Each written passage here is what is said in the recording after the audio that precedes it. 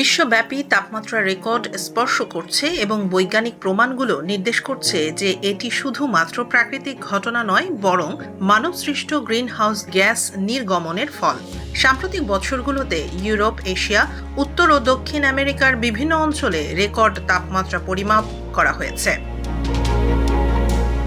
Greenhouse gas যেমন carbon die oxide, methane এবং nitrous oxide বায়ুমণ্ডলের তাপ ধরে রাখে, যা পৃথিবীর গড় তাপমাত্রা বৃদ্ধি করে।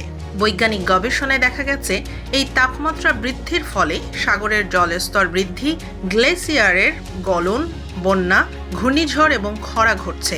বিশেষজ্ঞরা সতর্ক করেছেন, যদি কার্বন নির্গমন হ্রাস করা না হয় তাহলে এই প্রভাব আগামী দশকে আরও গভীর এবং ধ্বংসাত্মক হতে পারে।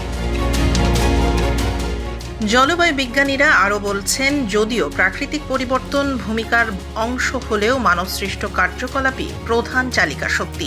শিল্পায়ন, যানবাহন থেকে নির্গমন এবং বন সংকোচন এই তাপমাত্রা বৃদ্ধিকে ত্বরান্বিত করছে।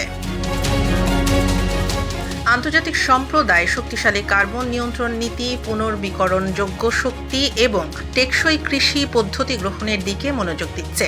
বৈজ্ঞানিক রিপোর্টগুলো পরামর্শ দিচ্ছে, দ্রুত এবং সমন্বিত পদক্ষেপ না নিলে জীববৈচিত্র্য, মানব জীবন ও অর্থনীতি সবই বিপদে পড়বে।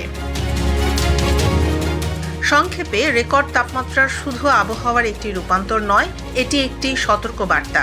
বিজ্ঞান আমাদের নির্দেশ করছে, গ্রহকে বাঁচাতে কার্বন নির্গমন হ্রাস, পুনর্বিকরণযোগ্য শক্তি ব্যবহার এবং পরিবেশ সচেতন নীতি গ্রহণ অত্যন্ত জরুরি।